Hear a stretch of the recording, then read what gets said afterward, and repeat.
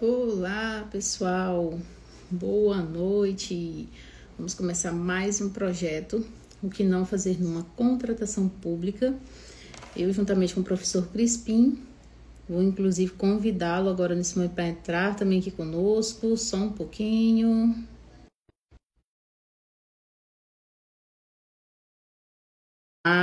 Só aguardando o professor entrar na live. Olá, amiga, tudo bem? Boa noite. Boa noite, professor. Tudo Tudo bem? bem, graças a Deus.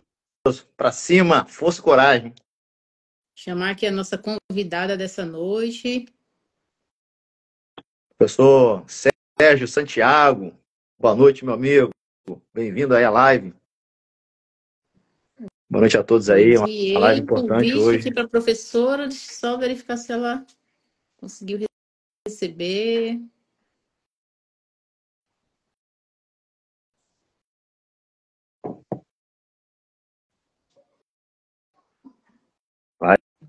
Live hoje sobre um tema importante, assessoria jurídica aí nas contratações públicas, papel do órgão de assessoria jurídica. Bom, enviei o convite aqui, deixa eu ver se a professora consegue acessar ali para entrar.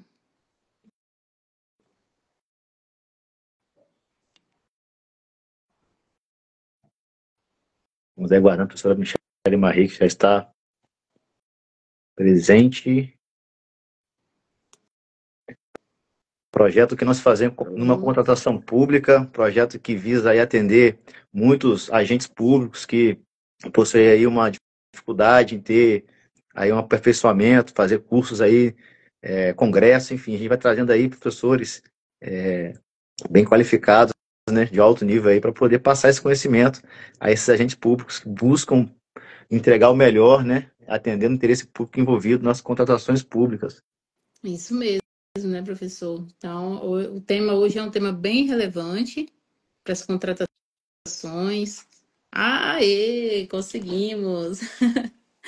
Bom, a professora Michele Marie já está conectada, então vamos lá, vamos começar. Hoje, o projeto que não fazer uma contratação pública vai falar sobre o papel da assessoria jurídica nas contratações públicas, e para isso tem como nossa convidada a doutora e professora Michele Marie, advogada da União, mestre em Direito Constitucional, coordenadora de orientação e diretora substituta do Departamento de Coordenação e Orientação de Órgãos Jurídicos da AGU, coordenadora da Câmara Nacional de Licitações e Contratos da AGU, professora e palestrante, como a gente falou anteriormente.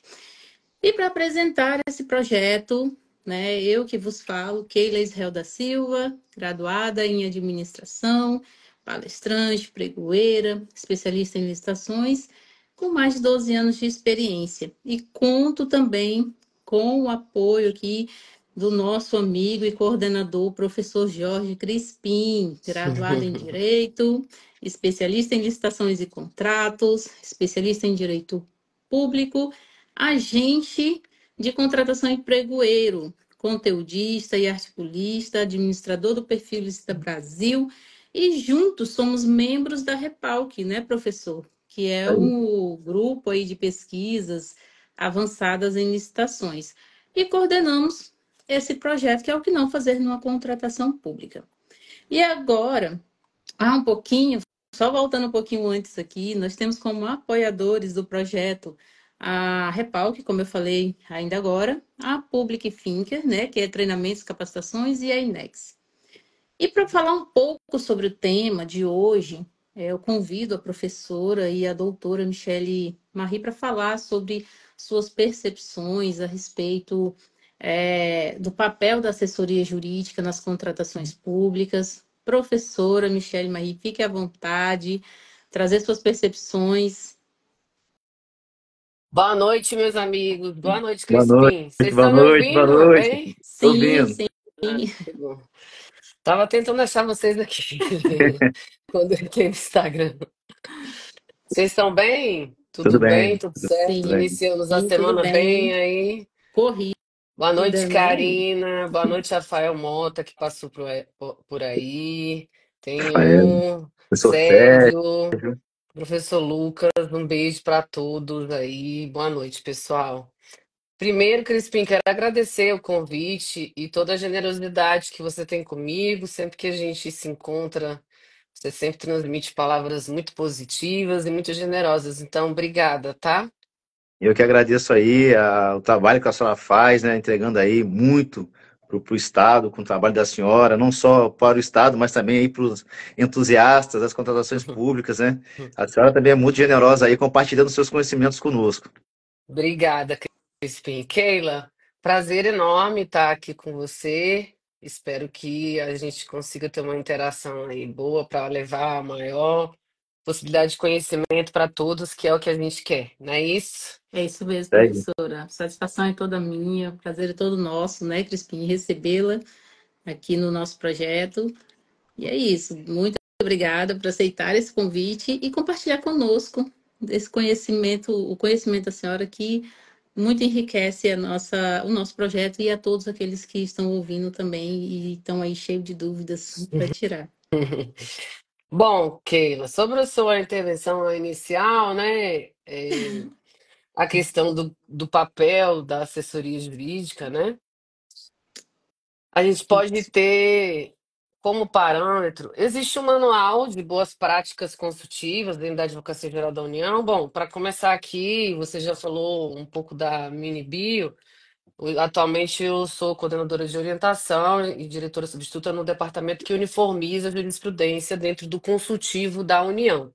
Vamos explicar aqui para o público, né, que a União, ela é. Tudo bem, Berilo? Um beijo. Pessoal aí super generoso comigo no Instagram. Obrigada, pessoal. A Consultoria Geral da União, ela é um braço ali da Advocacia Geral da União e a Consultoria Geral da União, ela faz a parte de consultoria e assessoramento jurídico do Poder Executivo Federal, certo? E aí, na direção do que você me perguntou, a gente tem trabalho de consultoria é um e o trabalho de assessoramento jurídico é outro, né? A gente tem uma boa prática consultiva que trata disso. Então, dentro da boa prática consultiva, ela vem deixando claro que na consultoria eu tenho ali manifestações formais. Então, elas são expostas por meio de quê? Por meio de pareceres formais ali dentro do processo.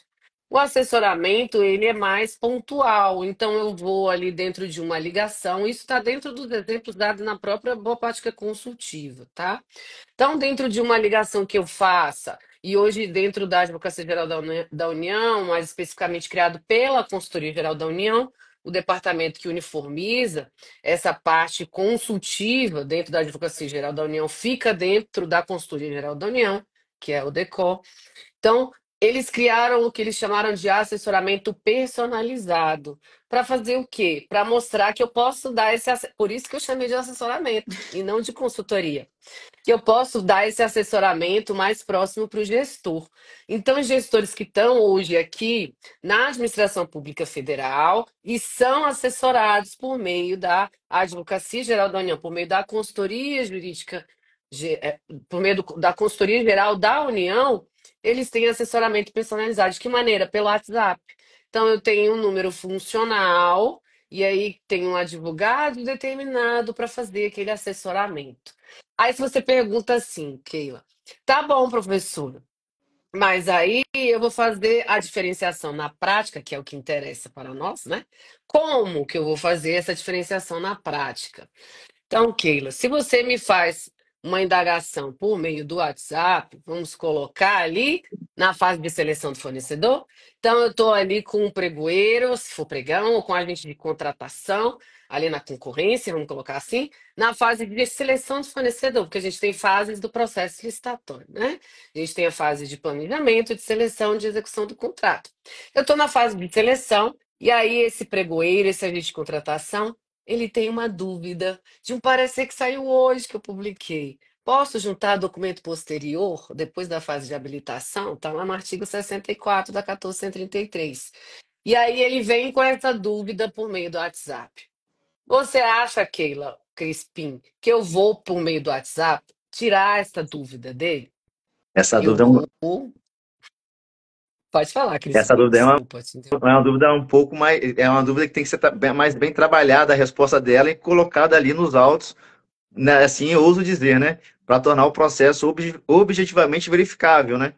E para trazer segurança jurídica para a atuação do gestor.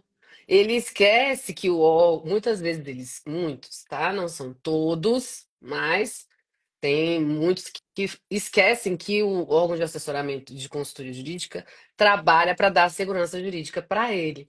Então, nesse tipo de dúvida, aí eu vou retornar e dizer: olha, isso eu vou precisar que você faça uma consulta para o órgão de consultoria.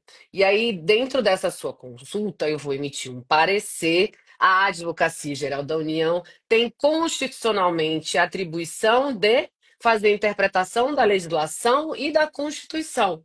É isso que diz lá, dentro das atribuições dela no 131 da Constituição, complementado pela Lei Complementar 73 de 93, que cuida das atribuições de quem ali trabalha dentro da Advocacia Geral da União. Então, eu vou dizer para ele: olha, você quer uma interpretação da lei, eu tenho atribuição, mas eu vou te dar um parecer formal. Então, você faça uma consulta para o órgão de consultoria, e aí eu vou emitir uma manifestação formal. Se for algo simples ali dentro do processo, eu posso, por meio do WhatsApp mesmo, responder para ele. E aí, ali, ele resolveu o problema dele e continuou com a vida dele lá dentro do pregão, se for pregão, concorrência, se for concorrência, né? Nós vamos esquecer que pregão é para bens e serviço comum, concorrência para bens e serviços especiais. A lei fez diferenciação pelo objeto. Eu sou dessa corrente da doutrina que faz a diferenciação das modalidades pelo objeto que está ali determinado dentro da lei, ok? Mas, para complementar aqui, eu falo muito, se vocês quiserem me interromper, Não, vocês fica à fiquem à vontade. vontade, tá? Fiquem à vontade. Para complementar, tem uma boa prática consultiva, para complementar tudo que a gente está falando aqui, fazer para atrelar toda a nossa conversa aqui, porque quem me conhece sabe que eu gosto de falar de maneira prática e numa linguagem que todo mundo possa entender, não só no juridiquês, né? A gente tem que trabalhar com clareza e precisão nas palavras, porque nem todo mundo é do jurídico, e que bom que não é, porque na contratação pública a gente tem que ter diversas áreas e diversas visões para a gente poder, em conjunto, hoje mesmo eu falei em um dos grupos que eu estou, que ninguém trabalha sozinho dentro da administração pública, não é isso? Tem uma boa prática consultiva a 21 que eu gosto bastante. E aí, nessa boa prática consultiva 21, ele trata do exercício da atividade jurídica. E aí, da atividade jurídica de assessoramento e de consultoria. Então, assessoramento pontual e consultoria, aquela manifestação formal dentro do processo, tá? Em razão de consulta que o assessorado, o gestor foi lá e apresentou. E aí ela deixa claro, eu gosto muito dessa boa prática consultiva, que a atividade de assessoramento e consultoria vai se dar em razão de consulta. Então, veja que detalhe a gente tem aqui. Tanto no assessoramento quanto na atividade de consultoria, eu parto de uma pergunta, de uma consulta. Ou ela vai ser formalizada dentro do processo, e eu vou ter uma manifestação formal, ou ela vai me acabar sendo ali de maneira informal, por e-mail também pode, tá? Então, também posso enviar um e-mail e, por meio de e-mail, ali ter uma resposta, ok? Pessoal, agora, por favor, se vocês forem pegar o WhatsApp, printar e botar no processo, ou o e-mail, avise pro advogado que você está fazendo isso, né? Por quê? Pode ser que ele, então, se você resolva por botar isso dentro do processo, diga para você que é melhor você fazer uma consulta formal, para você ter um parecer ali dentro do processo e ter a segurança jurídica necessária, que é o que diz a BPC 21. Ele diz que a atividade de consultoria e assessoramento parte de uma consulta que vai se realizar mediante a exteriorização de manifestação voltada a conferir o quê, pessoal? Segurança jurídica para a atividade administrativa. E o final dessa BPC é o que eu mais gosto, visando efetivação de políticas públicas. Porque a contratação pública hoje é vista pelo Estado de maneira estratégica. E se ela é vista de maneira estratégica, todos os agentes que fazem parte do processo e a administração, eles andam de maneira concatenada para que eu tenha todo mundo ali integrado e que eu faça a máquina administrativa andar e que eu possa entregar políticas públicas e implementar direitos fundamentais, direitos prestacionais por parte do Estado que estão previstos lá na Constituição Federal. Não sei se era isso que você queria, Quitéria, se eu atendi aí. Pegando um gancho aí, Exatamente isso. falar depois da professora Michelle Maria é difícil, mas vamos lá, força e coragem. Bom, pegando um gancho aí, Imagina, que isso. pegando um gancho aí, a gente sabe, né, estudando aí a nova lei de licitações e contratos, que ela é preocupada com a entrega do objeto de forma eficiente, efetiva, mas não é qualquer forma de se entregar o objeto, né? Esse objeto que vai fazer a administração girar a sua engrenagem interna, vai entregar ali a política pública. Não é de qualquer forma, vislumbrando ali os objetivos do inciso primeiro até o quarto, se não me engano, do artigo 11º, né? A proposta mais apta a gerar um resultado mais vantajoso, garantir isonomia, incentivar a inovação, isso aí a gente não pode perder de vista. E a gente sabe que o que vai dar sustentação a se chegar a esses objetivos, em primeiro plano, é a governança. São aqueles mecanismos que vão avaliar, direcionar e monitorar as licitações e ali os contratos administrativos. Mas nessa tocada, a gente não pode perder de vista o importante papel do órgão de assessoramento jurídico para se Isso. garantir, de fato, a entrega desse objeto em sua máxima efetividade. Mas em que pontos a gente pode pensar, né? Obviamente, aí num controle preventivo, né? De legalidade a partir da análise jurídica, ok? Depois da finalização ali da fase preparatória. Obviamente, com assessoramento jurídico, tanto ali na fase do planejamento, quanto ali na fase de seleção do fornecedor, ou mesmo lá na execução do contrato, né? Famoso, salvo engano, parágrafo 3º do artigo 117. Então, o órgão de assessoramento jurídico tem esse importante papel em blindar aquela pretensão contratual, aquele processo de contratação, e aí pode ser tanto uma licitação e também uma contratação direta, para que se chegue ao final à entrega daquele objeto. E ainda tem mais, né? A questão de se representar judicialmente e extrajudicialmente os agentes públicos mais assim, corajosos em querer aplicar na sua totalidade, vamos dizer assim, de ferramentas que se encontram ali na própria nova lei de licitações e contratos. E um ponto importante que eu parabenizo muito a AGU, que é a questão das minutas padronizadas, os checklists aí que vão potencializar essa governança. Sem sombra de dúvidas, como a senhora falou, ninguém trabalha sozinho. Então, são vários atores aí nesse metaprocesso de contratação que trabalham ali dia para poder entregar aí o melhor, né? Não só para fazer movimentar a máquina administrativa, mas também para atender lá na ponta a criança que quer uma merenda de qualidade, a pessoa que está no hospital esperando ali um atendimento de qualidade preciso, enfim, são políticas públicas que a gente precisa entregar de maneira eficiente e fazendo potencializar o recurso público. Exatamente, né, professor? E a gente vê que, assim, o jurídico, ele não está ali como um obstáculo, ele está para ser um parceiro da administração, para ajudar a administração como um todo.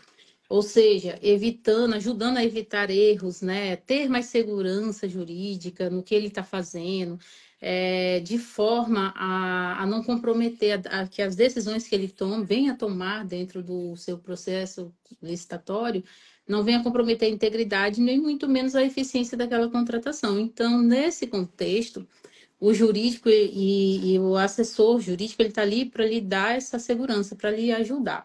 Então, partindo desse princípio, a gente vai partir para a primeira pergunta da noite, né?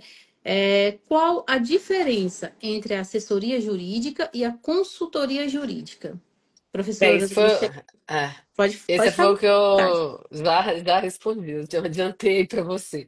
Deixa eu É só dizer que verdade. a boa prática consultiva que trata da diferença é a 45, tá? Tá lá no Manual de Boas Práticas Pronto. Consultivas da Advocacia Geral da União. E aí foi a resposta que eu te dei no início, Keila. E eu foi queria. bom você tocar num ponto, o Crispim, desculpa. Não, pode falar, desculpa, eu peço desculpa. Vai lá, pode ir. Você falou assim, a da atuação do jurídico, né? Em que fases? Acho que hoje, acho não, né? Eu falo acho porque sempre que eu dou aula vem alguma coisa que me deixa assim, meio que eu faço um olho de mônio que falo, meu Deus, isso não acontece. E acaba, né, você sabendo coisas que você não acredita que aconteça. Mas, enfim, a lei hoje, no texto dela do 53 e no texto dela inteiro, você tratou do 117, parágrafo primeiro, que também trata do assessoramento ali para os fiscais, e o decreto 11.246, se não me falha a memória, também fala dos fiscais, gestores, da equipe de apoio. Então, assim, hoje eu tenho uma atuação do assessoramento jurídico desde a fase de planejamento até a fase de execução do contrato, de maneira clara na lei. Então, pelo 53, eu vou atuar na fase de planejamento, que trata da instrução, eu vou atuar na fase de seleção e eu vou atuar na fase de execução do contrato também. Então, não tem mais aquela discussão, e aí, dos casos que eu falo que eu escuto, Crispim, eu escutei um muito característico que me marcou até hoje. Uma aluna veio dizer que o órgão dela jurídico, no contexto da 866, porque a gente tinha lá na 866 o 38, parágrafo único, né? Só que tratava ali da atividade de assessoramento e um artigo que veio, infelizmente, a trazer uma confusão aí entre atividade de assessoramento jurídico e controle, né? Controle no sentido que eu estou dizendo de controle interno, de órgão de controle interno. O jurídico não faz controle interno da maneira que o órgão de controle interno faz, né? Olhando gestão de riscos, olhando governança ali de contratação pública, isso é controle interno, tá? Controle interno, Controladoria Geral da União, controle interno em ministério, por exemplo, assessorias especiais de controle interno, ok? Controle externo, Tribunal de Contas. Aí falei de segunda e terceira linha de defesa lá do 169. Mas muito bem. O 53 e todo o texto da lei, Crispim citou o 117, eu citei o decreto 11.246, ele vem trazendo o quê? Claro que o órgão de assessoramento jurídico atua desde a fase de planejamento, de instrução do processo, até a fase de execução do contrato. Então, eu vou ali prestar apoio ou assessoramento para quem faça a diferenciação, né? Desde a fase de planejamento até a fase de execução do contrato. Foi bom você ter trazido este ponto, Crispim. Vamos lá. Bom, eu queria agregar aqui um pouco aqui da questão prática no que a senhora mencionou aí do assessoramento jurídico. Eu, quanto agente de contratação, na época pregoeiro, né? A bem da verdade. Eu passei por uma situação, não sei se a senhora conhece o doutor Rodrigo Paiva, ele é nosso consultor jurídico aqui no Espírito Santo, e sempre prestou esse apoio, esse assessoramento jurídico desde o normativo antigo, A em várias questões aí. AGU sempre fez isso. Desculpa, Crispim, te interromper, mas eu tenho que, para não perder o time. A AGU sempre atuou assim. Então, eu nem contei o caso que a aluna veio me dizer. Ela disse que no contexto da 866, que era o 38, parágrafo único, o órgão de consultoria e de assessoramento dela virou para ela e disse que ele só olhava a minuta digital e de contrato, que era o que estava lá no 38, parágrafo único. Então, o resto ele não ia olhar. Então, aí eu perguntei para ela, ele fazia o que com TR, né, e projeto básico, enfim, que viesse dentro do processo? Os anexos do edital, que é anexo do edital, né? Sim, Então, ela falou, eles não olhavam, falando que não precisava. Bom, fica pessoal, não difícil. sejamos esse tipo de profissional, né? Porque a gente está ali também para ter uma colaboração com a área técnica, com ali quem está na ponta, para juntos ali, em cooperação, fazer com que aquilo ali tenha uma segurança jurídica e pare de pé ali de uma forma que atenda todo mundo, tá? Sim. Desculpa, Cris, que te Não, interrompi. não, tranquilo, tranquilo, fica à vontade, professor. Bom, então, diante de uma situação, de uma análise de um documento, que era um atestado de capacidade técnica, que havia uma dúvida com relação à sua realidade, se realmente os fatos que estavam ali eram fatos verdadeiros, havia aí uma inconsistência, vamos dizer assim, né? Um objeto entregue num local onde não havia muita similaridade, não havia muita consistência. E aí, diante dessa dúvida, eu entrei em contato com o consultor jurídico e ele prestou assessoria para que eu realizasse diligência, me orientando como realizar a diligência no local, fazendo ali, produzir provas, enfim. Então, foi muito importante essa assessoria jurídica.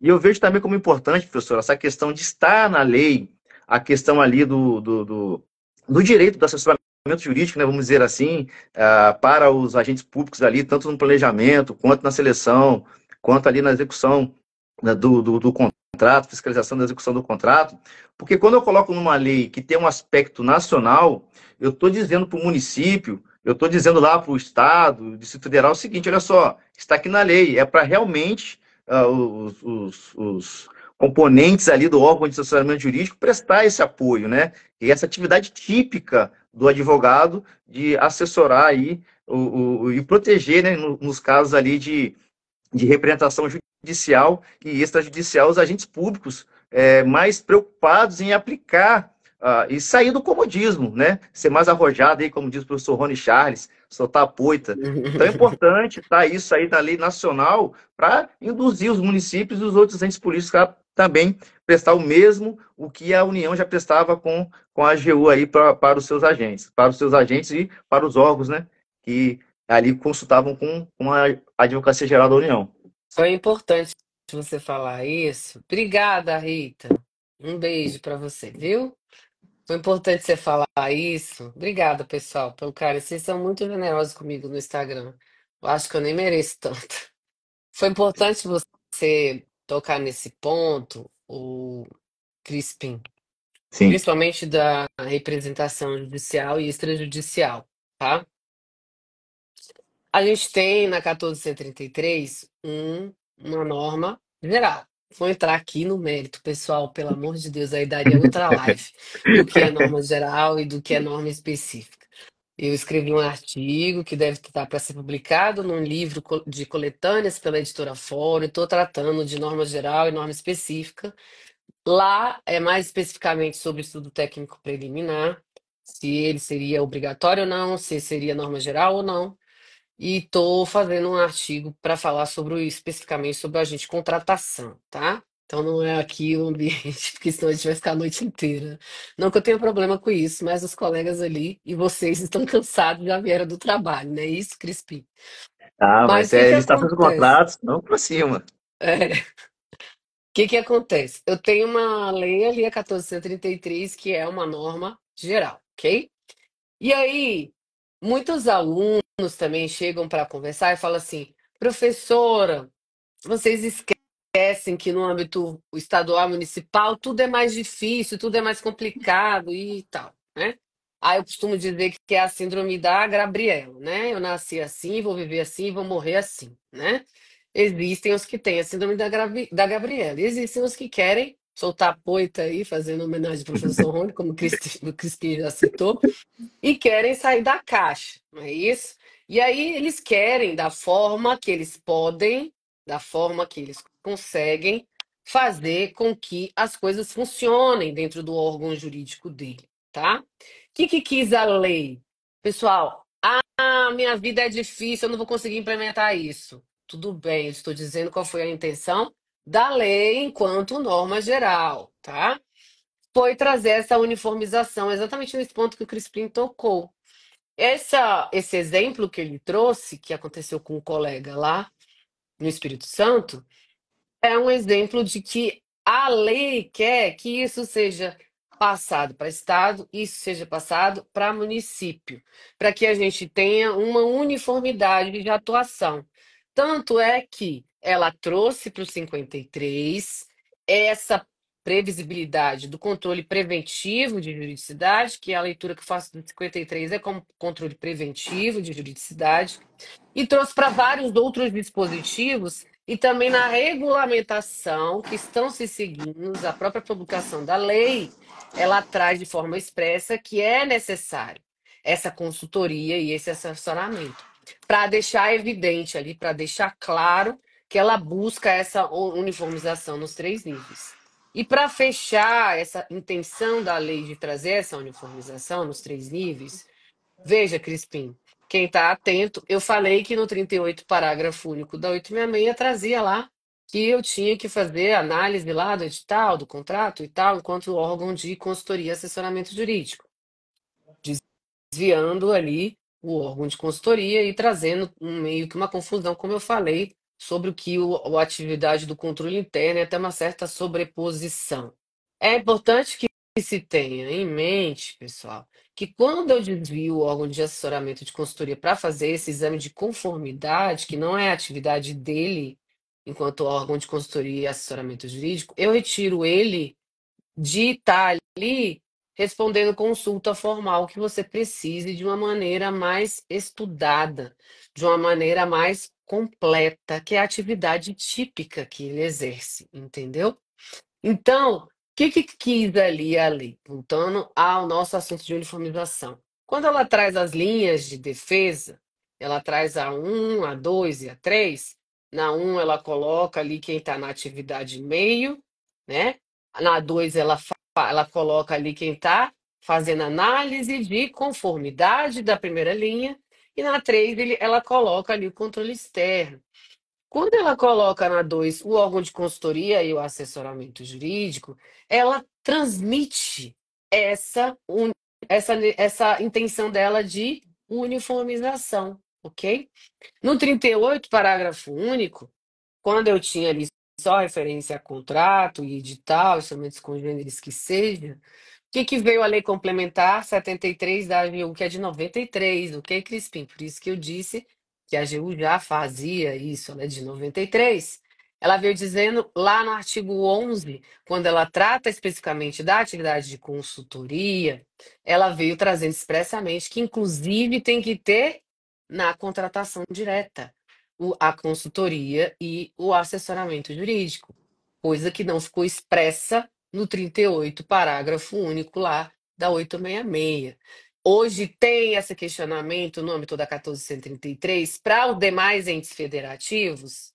Não, porque lá no 71, quando eu encerro a fase toda de planejamento, de seleção do fornecedor, que o processo vai para a autoridade competente fazer o saneamento do processo, lá no 71, em um dos seus parágrafos, é o quarto ou quinto, se não me falha a memória, ele vem dizendo que esse saneamento também é feito na contratação direta. E no 72, ele vem, e quem faz esse saneamento, ele pode e deve. Ali é o momento mais sensível para o gestor, que ele deve procurar o órgão de consultoria e assessoramento jurídico. Ele está fazendo saneamento do processo. Ali eu vou olhar se eu tenho que revogar a licitação. Ali eu vou olhar se eu tenho que invalidar a licitação. Se eu tenho algum ato ali que eu não posso sanear, que eu não vou poder convalidar. Se eu não tenho a dimensão do que é isso, e atenção, se eu tiver um ato ali que possa gerar responsabilização, eu posso ter que abrir um processo administrativo disciplinar contra determinado servidor. Isso é muito sério. Eu tenho que saber quando eu tenho que abrir contraditório e ampla defesa. E dentro do processo administrativo, eu tenho que abrir contraditório e ampla defesa. Então, pessoal, essa fase do 71 é a mais delicada para o gestor. É ali que ele tem que procurar mesmo órgão de consultoria e assessoramento jurídico. E no 72, quando ele trata especificamente do procedimento que eu tenho para a contratação direta, ele traz em um dos seus incisos que eu tenho que ter parecer jurídico. Posso dispensar, Crispim? Posso, se a autoridade máxima, 53, parágrafo 5º, 4º, se não me falha a memória, ela autorizar. Na AGU a gente tem orientação normativa 69, se não me falha a memória, dispensando o parecer jurídico se eu tiver contratos padronizados na contratação direta de pequeno valor e na inexigibilidade. A gente tem, dentro da Câmara Nacional de Licitações e Contratos, um pedido para que esta OM seja estendida para todos os casos de dispensa. Ou seja, o rol de dispensa ali, que é taxativo, Se ele tiver dentro, se a contratação que eu estou fazendo dentro do hall de dispensa estiver dentro do pequeno valor, das contratações de pequeno valor, e eu tenho contrato padronizado, eu também iria ali dispensar a análise jurídica. A gente tem esse pedido sendo avaliado lá dentro do DECOR e provavelmente também vai ser avaliado dentro da Câmara Nacional de Licitações e Contratos, ok? Respondi, Eu queria, Crispim, porque eu sim, vou falando muito. sim, eu queria, amiga Keila, eu queria pegar esse gancho aí, já emendar na próxima questão Pode e falar, sim. vou fazer aqui uma introdução para essa questão. A professora, a Michele Marie, disse para a gente nessa questão aí dos pontos importantes para se buscar esse assessoramento. Sem dúvidas, eu ouso dizer que o montante de demandas para o órgão de assessoramento jurídico, ele vai dobrar, triplicar. Até porque, se eu sou gestor público, eu não quero abrir mão desse assessoramento. Poxa, eu tenho um órgão de assessoramento jurídico. Eu tenho na Receita Federal, poxa, uma AGU ali, obviamente que eu não vou fazer qualquer tipo de demanda. São demandas ali pertinentes, né? É. Então, a gente vê o seguinte, o volume ele vai se aumentar. Então, frente a esse volume se aumentando, o que a senhora tem a dizer com relação à importância de se padronizar aí com relação à produção de pareceres referenciais e até esse parágrafo 5º, salvo engano, do artigo 53. 53, a utilização pelo órgão de assessoramento jurídico para que ele realmente se debruce aí sobre a sua função típica, né, que é prestar esse assessoramento, essa consultoria, essa representação, enfim, o que a senhora tem a dizer? E eu acho muito pertinente. Eu vou falar aqui como órgão público, tá? Estou lá no setor, poxa, tem aqui um parecer referencial de aquisição, poxa, top, vou seguir aqui esse parecer referencial, vou ganhar tempo, obviamente que seguindo tudo que está ali definido pelo órgão de assessoramento jurídico, não tenho que enviar, esperar aí, esperar voltar para poder publicar aquela licitação e ter o meu problema interno resolvido. Para mim é maravilha. Obviamente, para os agentes que querem realmente cumprir o que está ali naquele parecer referencial. Eu acho top, todo mundo ganha com isso, obviamente, desde que sejam ali tomadas as precauções e cumprido o que está no parecer. Queria que a senhora pudesse falar um pouco sobre essa importante ferramenta aí que a AGU utiliza. A Antes da padronização. professora, Oi, desculpa, rapidinho, Kelly. antes de Desculpa, adentrarmos nesse tema, te eu só interrompi. tenho tipo assim, uma preocupação, porque os municípios, né, a gente sabe que tem muitos municípios pequenos e órgãos que são pequenos, que ainda estão se estruturando, digamos assim, né? Estão nesse viés de se estruturar, de começar a, digamos assim, a padronizar os seus Que bom. procedimentos e ainda está ainda, né, em Tomara, Keila, que andamento. esteja. Então, a gente parte do princípio assim que estão, né? Porque a gente já tem um tempo aí que a nova lei já está em definitivo, então espera-se que esteja caminhando para isso. Minha maior preocupação é emitir um documento que dispense essa análise, para mim, pode, nesse momento, gerar uma certa preocupação, porque em si o gestor ele não tem tanta segurança jurídica para ele tomar determinadas decisões dentro do processo, né? E a depender do objeto que eles estão ali em atuação, pode-se gerar várias indagações e esse assessoramento jurídico pode auxiliá-los nesse início. Então, assim, eu não sei ao certo como funcionaria nos municípios, né? Porque a gente está vendo aí a dificuldade de implantar, a dificuldade de se editar documentos padronizáveis no município. Então, para mim, é uma preocupação bem, assim, latente com relação a digamos assim, a dispensar esse assessoramento ou nesse início, esse parecer. Tá. A gente tem professor Paulo, meu Paulo, amigo, um abraço carinhoso, viu? Obrigada. Abraço especial para você também. Obrigada. abração, Vamos professor lá. Paulo. Acho que fizeram uma pergunta aqui, mas deixa eu só responder a sua aí, Keila. Depois a gente vê a do Sérgio. Bom, Sua preocupação. Deixa eu tirar isso aqui, que fica as letrinhas na minha cara, eu não consigo, eu fico agoniada. Ah, consegui. Pronto. Sua preocupação, ela é válida, mas tem umas nuances aí que a gente tem que tratar, tá bom? A gente está falando o tempo inteiro aqui que a gente tem federal, estadual, municipal, né? São realidades distintas? São. É impossível implementar? Não. Eu posso implementar de acordo com a minha realidade. Então, eu posso montar uma estrutura de acordo com a minha realidade. Esse volume que você tocou, Crispim, não sei se no federal isso vai acontecer, tá?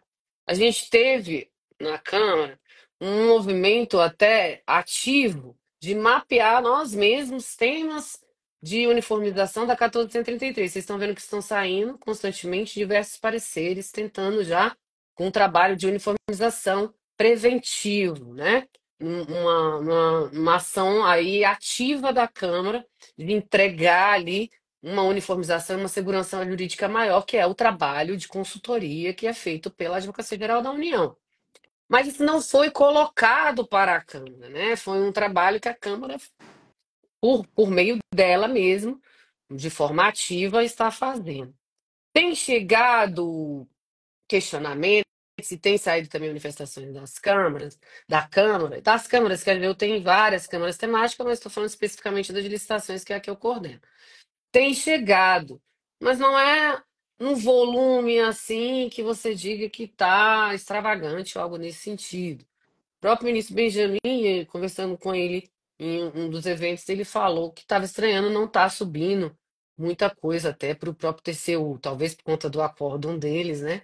Que demonstrou aí a baixa utilização do próprio portal de compras, do próprio PNCP, e o próprio PNCP não está com as informações ali fidedignas, né? Enfim, o acórdão trouxe isso nele. Mas o fato é que eu posso, nessa diferenciação de federal, de estadual para o municipal, atuar de acordo com a minha realidade e implementar na minha estrutura jurídica ali o que eu consigo. Posso fazer isso? Posso. Um desafio, então, desafio de volume pode ter para o estadual e pode ter para o municipal, porque, como eu falei para vocês no início, a AGU desde 93 tem uma atuação já que foi feita, que foi julgada pela lei como positiva, e a lei intencionou transferir ali para estado e município.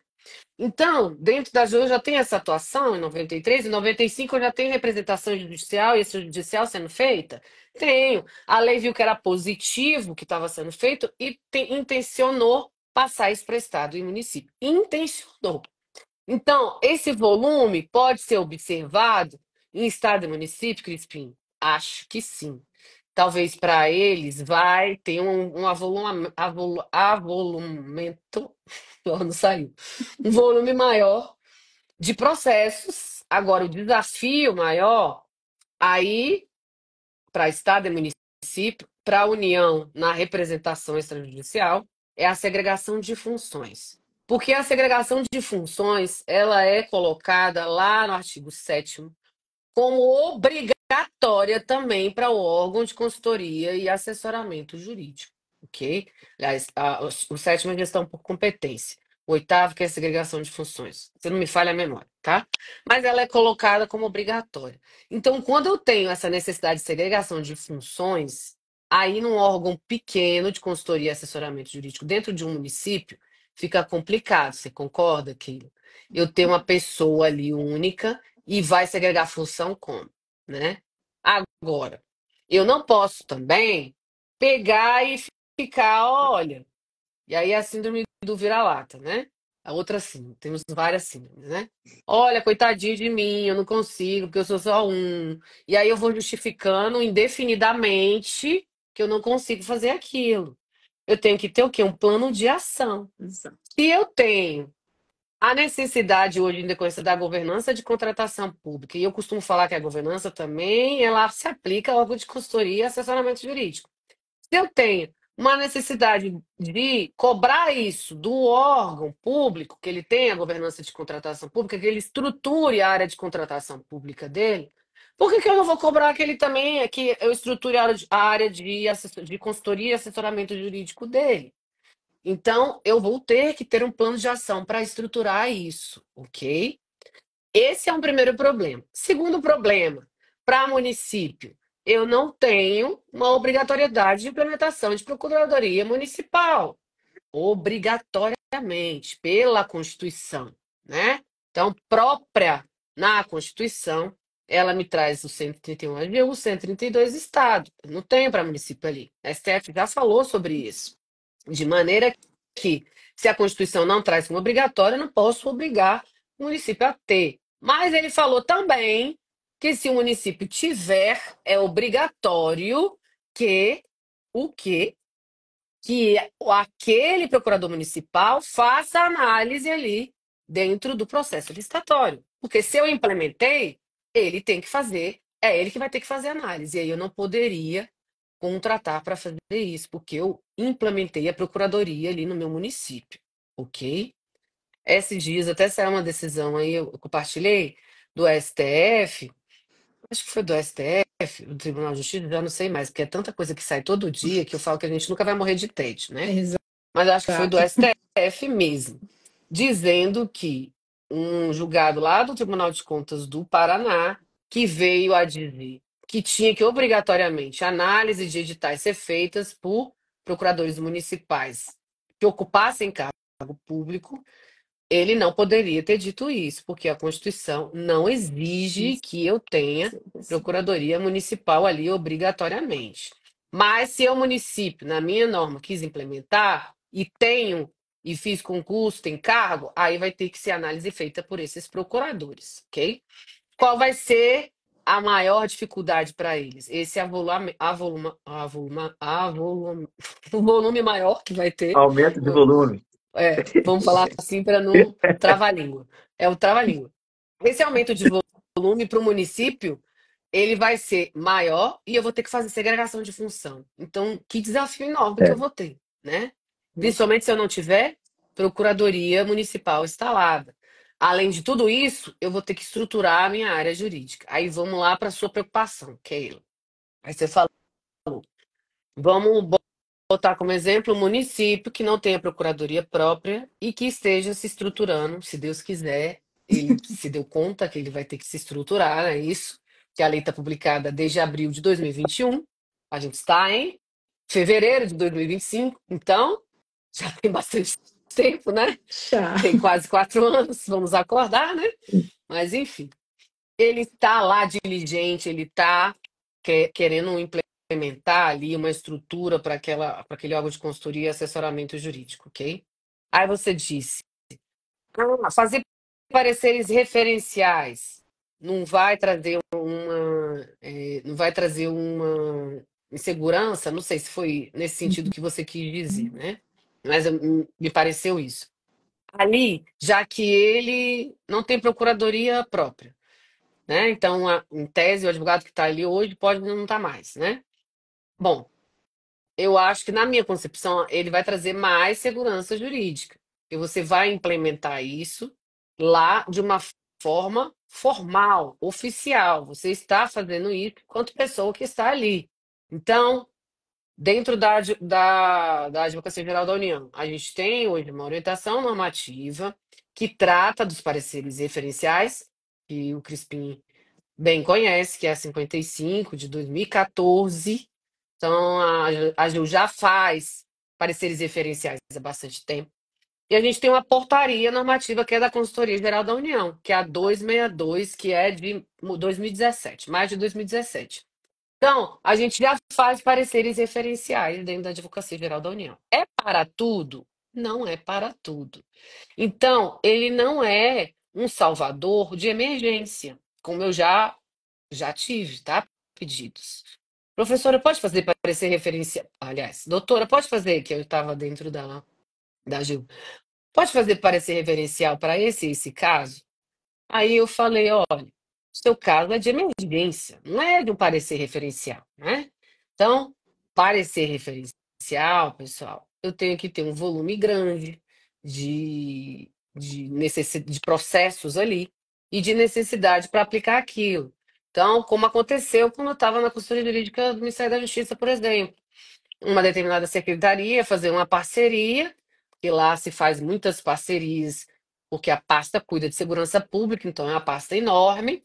E aí ela chegou para mim e falou assim: eu vou fazer 180 convênios. Aí eu olhei e falei: como vai ser esses convênios? E aí só tinha eu e mais dois na coordenação, não é isso? Para olhar e para fazer, para olhar os processos, para dar consultoria e assessoramento jurídico para Ministério da Justiça, Polícia Federal, Secretaria Nacional de Penitenciária e Polícia Rodoviária Federal. Só éramos três na coordenação. Então, quando ela chegou e falou, vou fazer 180 convênios, eu falei, que ótimo, com olho de Mônica, né? Como vai ser esses convênios? É tudo só trocar o nome ali, o objeto é o mesmo? Eu tenho uma padronização ali do instrumento? Tenho. Eu tenho volume grande? Tenho. Então, querida, você me faça um pedido aí para produção de um parecer referencial, mande o processo com um dos convênios, e aí vai sair um parecer referencial ali, analisando aquele parecer referencial e a análise daquele convênio que ela me colocou. E o parecer referencial vai servir para os próximos. Isso traz eficiência para a atividade administrativa, na verdade, tá? E, na minha opinião, traz uma segurança, porque isso tem que ficar ali, formalizado dentro do processo, e você vai ter que ter acesso. Você vai ter que ter acesso. Quando o outro advogado chegar, a gente está num exemplo de município, e esse que está lá sair, está tudo lá formalizado dentro do processo, ele já vai saber que pareceres referenciais tem, que norma embasa os pareceres referenciais, como eu falei, na Advocacia Geral da União tem uma orientação normativa 55, que é do Advogado Geral da União, que é o chefe dentro da Advocacia Geral da União, ok? Então tem que ter uma norma para embasar aquilo ali. E a portaria 262 é do Consultor Geral da União também. Ou seja, pessoas vão, pessoas chegam e pessoas vão, mas as normas estão ali e eu vou ter uma referência. A mesma coisa é com que os modelos. Os modelos, eles também são para padronização e uniformização. Os modelos hoje, eles são produzidos pela Câmara Nacional de Modelos, dentro da Advocacia Geral da União, que também é dentro do DECO. E os modelos, se você me perguntasse, Keila, por que eu vou padronizar? Por quê? Principalmente na questão dos modelos. Eu tinha uma dificuldade de análise. Por quê? Você me mandava um edital, eu devolvia para você dizendo, corrige tal coisa. Você me devolvia com o mesmo problema. Eu cheguei a ligar para o órgão técnico e falei, corrige no seu arquivo, pelo amor de Deus, porque a gente está aqui enxugando gelo. Você está me mandando errado, eu copio e colo meu parecer. Manda errado, por que que não corrige? Então, o modelo, ele traz esse tipo de facilidade na análise, eu já vou ter ali uma padronização desse modelo, ele traz celeridade para o procedimento, porque eu já vou ter cláusulas ali uniformes e padronizadas que já foram avaliadas pelo órgão de consultoria e assessoramento jurídico, tá? Então, ele vai otimizar a capacidade produtiva do órgão e operacional também, tanto do órgão de consultoria e assessoramento, quanto do órgão, quanto da área técnica, da área que cuida aí da feitura dos modelos, né? Então, pessoal, eu evito também descompasso entre a legislação. Às vezes eu recebia editais com legislação revogada. Então, quando eu tenho a uniformização, padronização de modelos, eu vou evitar esse tipo de situação.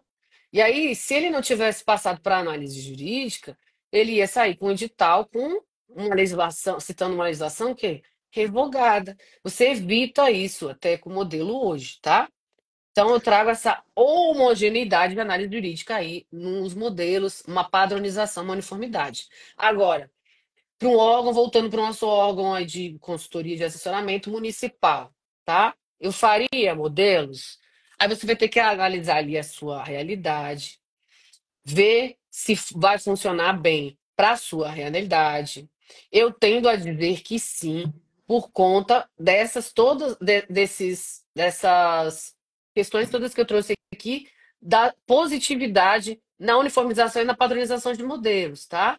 Os modelos da AGU, ele foi reconhecido pela própria OCDE, em um dos relatórios dela, como boa prática, que evita o quê? Corrupção. Por quê? Porque você tem uma uniformização e tem uma padronização dentro do processo. Então, mesmo num órgão de procuradoria municipal pequeno, pode valer muito a pena. Para ele, mais ainda pode valer uniformizar e padronizar, porque ele vai estar ali já com aquilo uniformizado e padronizado, trazendo celeridade para o processo todo. Acho interessante. Desculpa. Pode ir. Eu acho interessante, sim, agora a professora disse, avaliar a necessidade, a realidade, os temas ali que se encarem de forma mais repetitiva e que a resposta tenha um conteúdo jurídico ali igual, né? E aí você vai realmente, no início, demandar tempo. Depois você vai ganhar tempo, né? E um ponto interessante, esse parecer referencial, ele não tira do órgão ali a possibilidade de enviar aquela demanda se houver uma dúvida ao órgão de assessoramento jurídico. E aí o que acontece? Você vai mitigando, vai diminuindo o risco.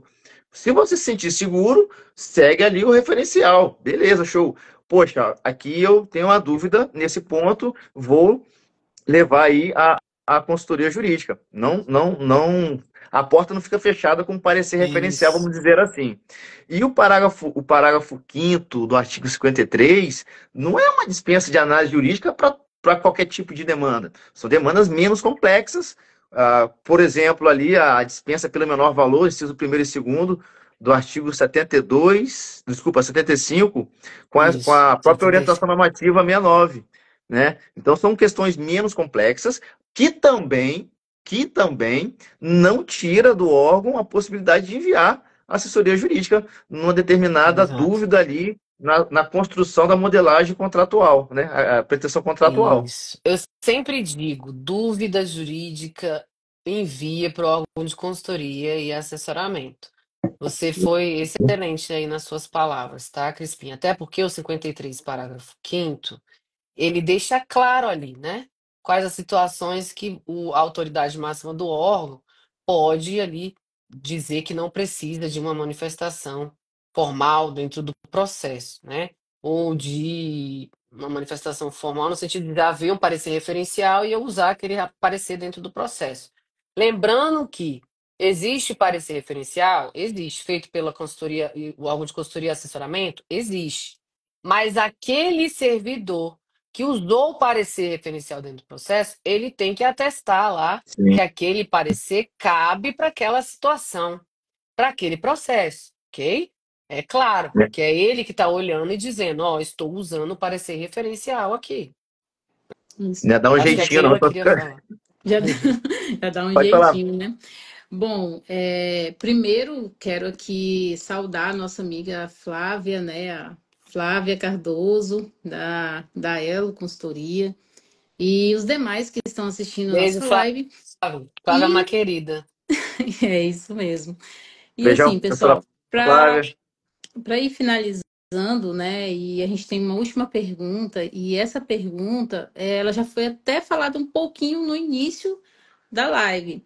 Mas aí, para a gente deixar bem mais assim, né, mais estruturado e até para tirar realmente a dúvida de todos que estão aqui presentes até o momento, a análise do órgão jurídico, ela é realizada em todos os documentos da fase do planejamento. E aí, doutora, antes até da senhora responder essa pergunta, esse questionamento, gostaria também que a senhora deixasse uma dica sobre o que não fazer exatamente nesse contexto, dentro dessa análise jurídica, né? Quando ele recebe ali todas as peças ali dos artefatos do planejamento da contratação, o que ele não deve fazer, né, nessa análise. Bom, vamos lá. Deixa eu só responder primeiro a pergunta do Sérgio O aqui. Sérgio Perfeito. Que ele já tinha feito aqui.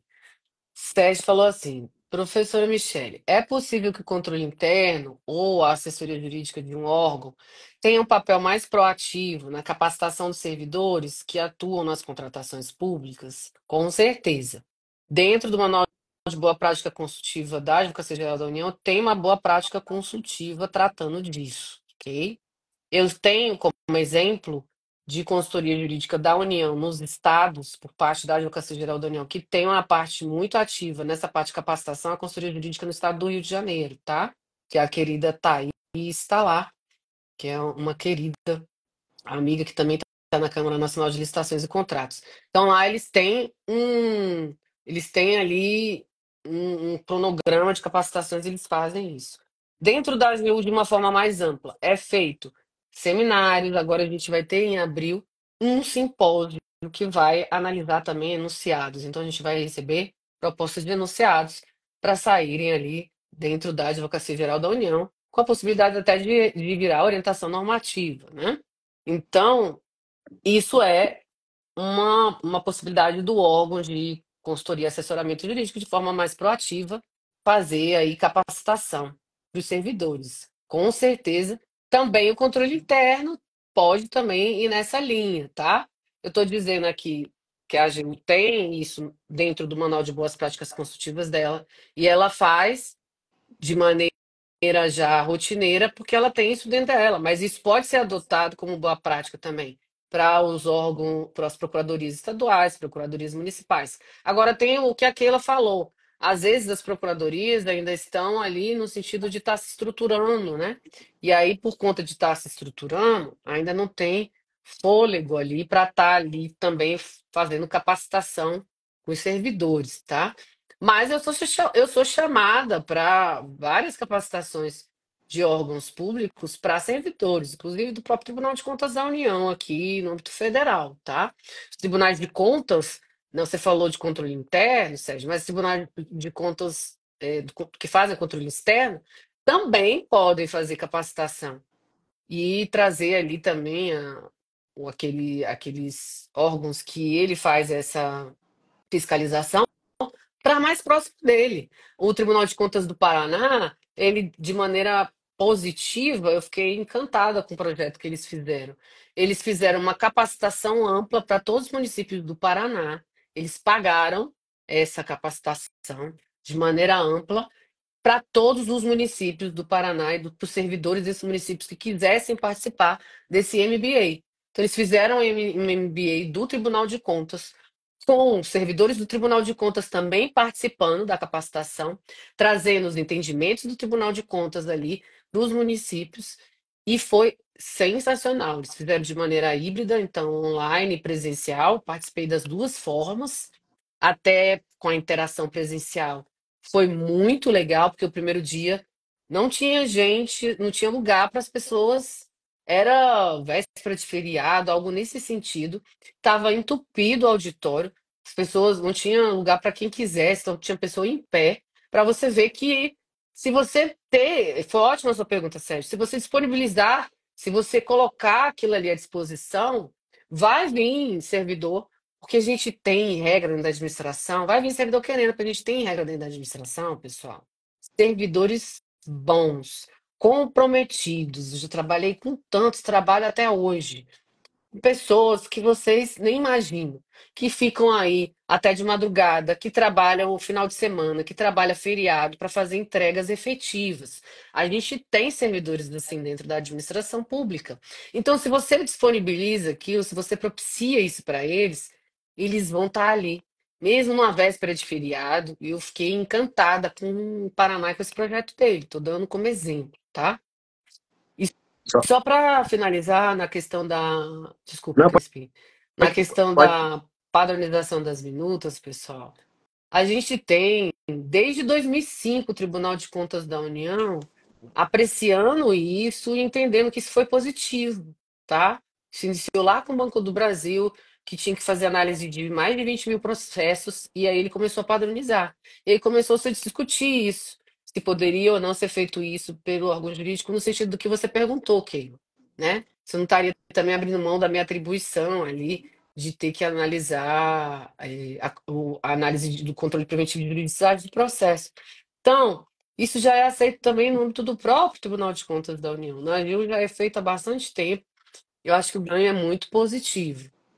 Desculpa, Crispim, pode. Não, eu queria dizer sobre a capacitação, o quanto é importante para o órgão, para o agente público envolvido na matéria, licitações e contratos, e como um todo. Por quê?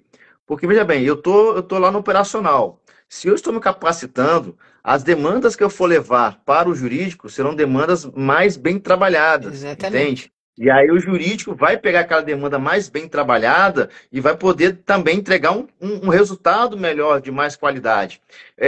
Vou falar um pouco da minha experiência aí, iniciando nas licitações e contratos. Eu iniciei, né, num tempo, aí vamos botar aí há 7 anos atrás, É e novinho tive muita dificuldade. ainda. É, Você é e tive muita, novinho.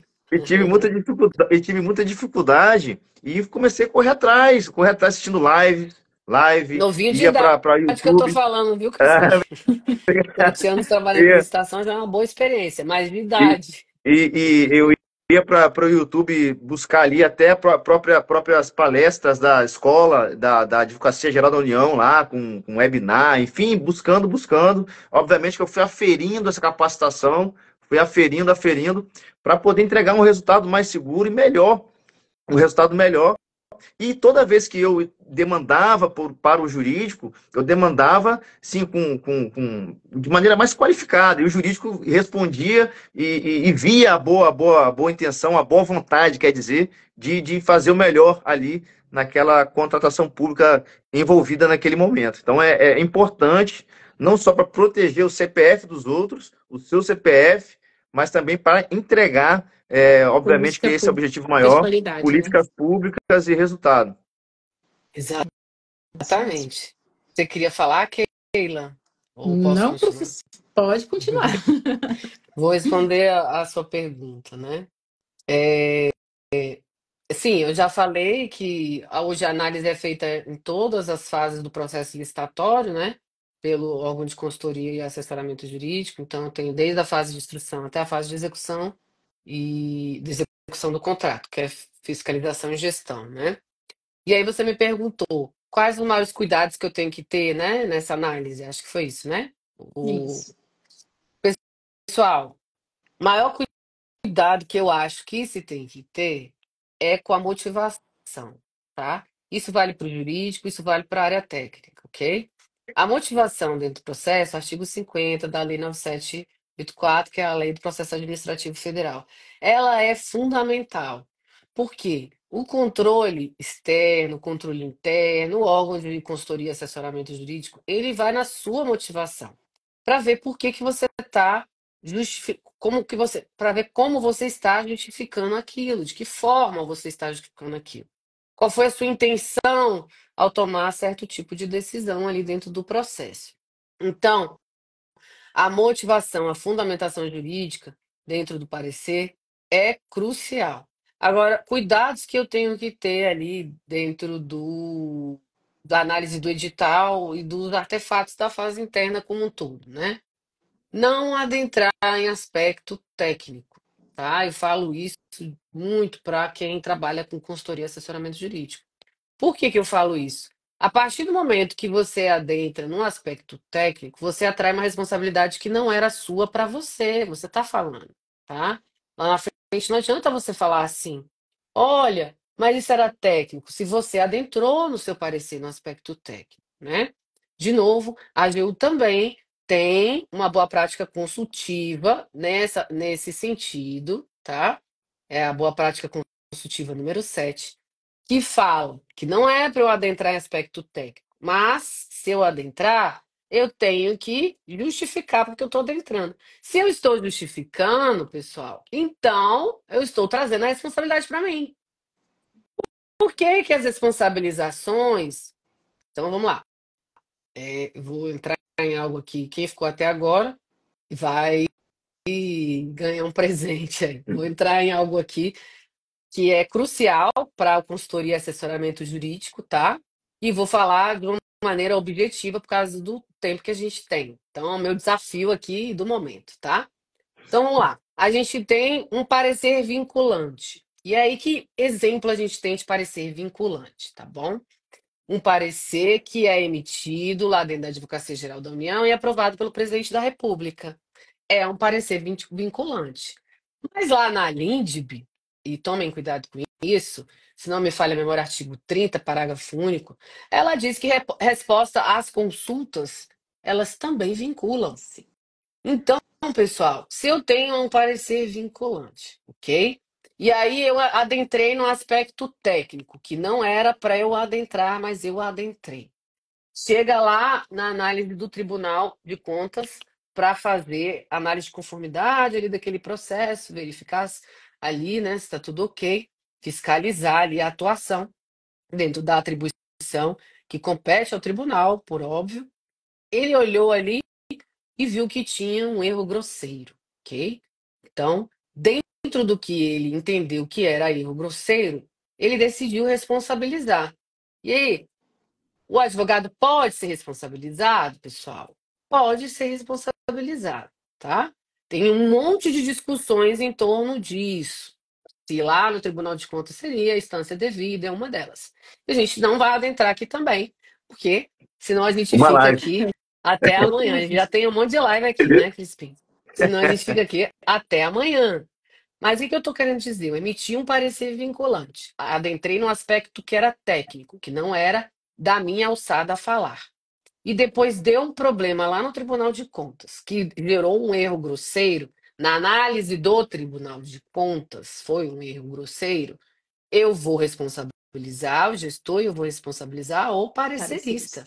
porque ele atraiu a responsabilidade para ele, tá? Então, esse é o cuidado que eu tenho que ter. Porque esses artefatos da fase interna, o pessoal da Câmara de Modelos toma muito cuidado na hora que eles produzem esses artefatos. Eles têm um aspecto técnico muito grande. Em vários momentos desses artefatos, eu tenho um aspecto técnico. Então, pessoal, uma coisa é eu apontar, enquanto órgão de consultoria, assessoramento jurídico, que ele não obedeceu a IN da pesquisa de Ah, preços. sim. Outra coisa é eu dizer que ele tinha que ter feito a mediana naquele processo na pesquisa de preços. Entendem?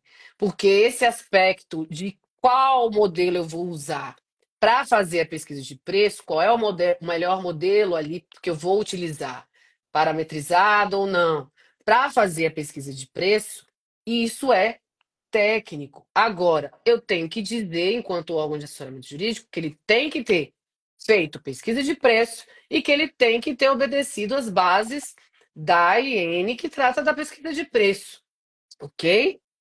Esse é o meu trabalho. Aí ele vem no aspecto técnico dele dentro do processo, por isso que a motivação é importante, e demonstrou ali como que ele fez a pesquisa de preço, qual foi o critério que ele utilizou para fazer a pesquisa de preço. Isso é técnico, é dele. Excelente. E realmente, né, tem que ter essa observância, esse cuidado nesse início, para que ele não caia nessa questão mais técnica do parecer, né? De fato, Por realmente isso é muito importante a importante, né? capacitação também, né, Keila? É, Porque dentro da exatamente. capacitação, eu estou com um projeto aí de finalizar meu livro que vai tratar justamente sobre assessoramento jurídico. Você ler textos, e fazer capacitação, principalmente para quem está iniciando, é importante para você ter mais a segurança de saber até que limite você pode ir. Dentro dos cursos que eu dou, até falo isso. Qual é o limite da atuação do órgão de assessoramento jurídico? Você Uhum. tem que saber até onde você pode ir, até onde você não deve ir, porque não é de sua atribuição e aquilo ali pode estar trazendo uma responsabilização para você lá na frente. Então, a Eu, capacitação também é importante para isso. eu acho interessante também, professora, se eu estiver errado aí, é o órgão de assessoramento municipal, estadual, ou o mesmo federal, normatizar, né? Normatizar para poder dar essa segurança também aos agentes que Exato. estão ali produzindo esses, Eu sou esses a louca pareceres. da regulamentação. Toda vez eu falo isso. Você já deve ter me ouvido falar, né, Crispim?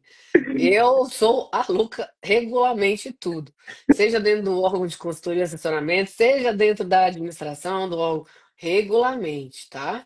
Queria E outro ponto também, Pode parecer falar. referencial, Keila, e o parametrizado, que são diferentes, eles são importantes também para um advogado que está iniciando agora, tá?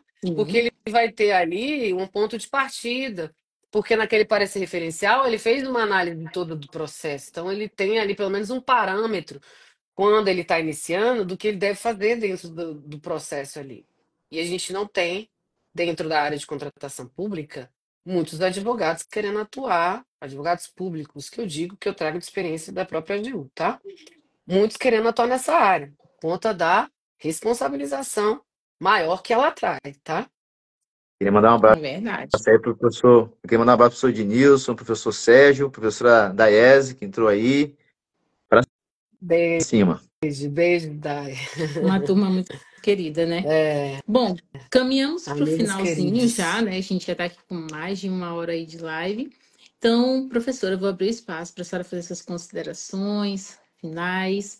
Depois, em seguida, o professor Crispim. E aí a gente já vai encerrando. Fique à vontade, doutora. Obrigada pelo convite mais uma vez. Obrigada pela audiência de vocês que ficou até agora. Eu sei que é muito cansativo, segunda-feira à noite, né? A gente trabalhou o dia inteiro, né, Crispim? A gente também. Eu ainda continuo aqui, né? A gente vai encerrar, mas eu continuo por aqui. E de mensagem final que eu deixo para vocês é essa que eu falei no início, né? Ninguém faz nada sozinho dentro da administração pública, então vamos trabalhar em colaboração, o jurídico atuando junto com a área técnica, dando ali sustentação e segurança jurídica para o gestor poder trabalhar e fazendo com que as coisas aconteçam dentro da administração pública e que as políticas públicas sejam implementadas, viabilizadas. Muito, muito obrigada pelo convite. Foi um prazer e uma honra enorme estar aqui com vocês hoje. Queria agradecer a professora aí por ter aceito o convite, estar aqui compartilhando conosco seus conhecimentos, experiências, e para o nosso público aí que fica acompanhando nossas lives, buscando conhecimento. E essa é a nossa missão, quando a gente, vamos dizer assim, topou a criar esse projeto de lives aí, levar o conhecimento para quem está interessado em aprender mais e às vezes não tem condições de fazer um curso aí de formação, de capacitação, a gente está aqui para poder ajudar de alguma forma. A gente ajuda as pessoas estudando e aprendendo mais e tendo a oportunidade de estar conversando com professores renomados como a senhora faz aqui a presença aqui nesse projeto. Sou muito agradecido. Se eu fosse olhar para trás, nesse curto espaço de tempo, impensável estar aí conversando com a senhora hoje, esse alto nível aí de profissionalismo. Sou muito grato a Deus pela oportunidade. Obrigado, Keila, pela amizade aí. E a todos que tiveram presentes aí nessa live. Nosso amigo Berílio teve em todas as lives, tá? Berilo Berílio aí, todas as lives. é super ativo. Quem não conhece Berilo? Olha, isso é Obrigada, verdade. Berilo. Berilho, a gente estava em Eu preciso Florianópolis. conhecer o Berilo No pessoalmente. Em algum Você evento tá em desse, A ele tem todas. gente que ir. também, né? A gente também está esperando por essa oportunidade. E a gente estava em Florianópolis e veio uma amiga nossa aqui que acompanha as nossas lives, a Marcela. Chegou para mim, eu conheço você, o Berílio já me falou muitas lives de vocês e veio toda abraçando a gente, conversando. Eu falei, gente, olha o Berílio aí de novo. Gente, é Então, assim, muito legal esse Berílio, ó, carinho, essa troca, é muito legal mesmo. é verdade. Mas, doutora, como o Crispim pontuou, uma honra para nós tê-la aqui conosco, né, nesse projeto, levando conhecimento para todos os amigos, que, como os que estão aqui presentes até essa hora, até esse momento, têm buscado, que têm corrido atrás, não têm se acomodado, né, em só receber um treinamento ali e ficar por aquilo mesmo. Então, assim, todos que estão aqui e muitos outros que a gente já viu passando por aqui têm buscado essa capacitação contínua, como o Crispim colocou, seja através do YouTube, de webinars e vários outros mecanismos que hoje estão à disposição, né, com a tecnologia. E para nós é uma honra imensa, uma satisfação em tê-los todos aqui conosco, acompanhando, né, esse canal, essa página que a gente tem lutado para manter, né, Crispim? Então, Não gratidão desistam, isso aí, aqui é sensacional. gratidão a Parabéns pela todos. iniciativa, de verdade, não desistam. Ai, gente, É muito muito importante para obrigada. quem não tem tanta facilidade. O Berilo falou aí do Congresso de Pregoeiros, então eu vou conhecer o Berilo aí presencialmente. Olha aí, ó. Quem não tem essa oportunidade isso daqui para eles é algo assim que muda a vida, tá? Já ouvi muita gente já veio falar comigo presencialmente, pelo Instagram, tá? E agradecer o trabalho que é feito da maneira que vocês estão fazendo. Então, muito parabéns, muitos parabéns pela iniciativa, de verdade. Obrigada, Obrigado, doutora. professor. Então é isso, pessoal. Agradecemos a participação de todos, agradecemos a participação e por ter aceitado o convite, né, a doutora Michelle Marie Crispim, sempre uma honra e uma satisfação trabalhar com você. Você é um cara incrível e estamos aqui, né, para ajudar vocês no que for possível. Tem dúvidas? Ainda ficou com dúvidas? Pode enviar ali no direct que a gente vai conversando e ajudando a todos. Se interessou pela capacitação, em buscar mais, aprender mais, ou levar para o seu órgão, para a sua procuradoria, tem aqui o direct da professora, né, da doutora Michelle Marie. Então, acessa lá e fale com ela, né, já agenda aí um horário, né, para qualificação, né, para esse treinamento. E é super válido, gente. E como bem pontuou, normatização é tudo, padronização, então, vai ajudar a vida de todos nós. Então, vamos correr atrás que vai dar certo e a gente vai conseguir Vai trilhar sim. esse caminho menos doloroso, né? De forma menos É, dolorosa possível, né? Então, pessoal, satisfação e até o próximo, viu? Tchau, tchau. Tchau. beijo, pessoal. Tchau, Beijo, tchau. gente. Tchau, tchau.